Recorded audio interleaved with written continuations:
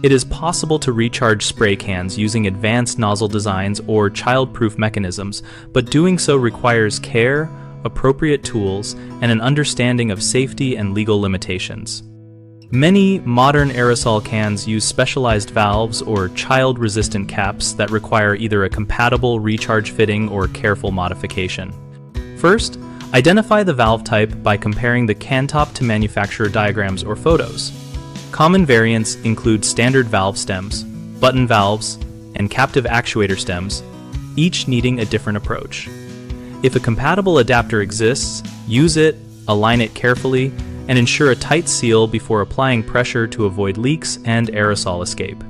When adapters are not available, trimming only the outer plastic shroud with a fine cutting tool can expose the valve without damaging the stem. Remove material gradually while keeping the valve intact.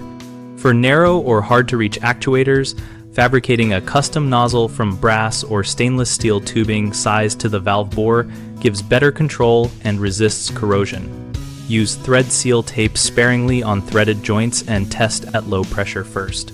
Always work in a well-ventilated area away from ignition sources, wear chemical-resistant gloves and eye protection, and follow local laws about aerosol refilling because some propellants and container types are restricted. Common mistakes include cutting too deeply and ruining the valve, which wastes the can and can cause leaks, so only remove minimal outer material and stop as soon as the valve is accessible. Another issue is using incompatible fittings that create pressure spikes or allow trapped gas pockets, so match the valve geometry and use a pressure regulator to keep fill pressure within safe limits. A third concern is not accounting for differing propellant chemistry, which can lead to reactions or poor performance, so consult manufacturer information when available and avoid mixing unknown propellants.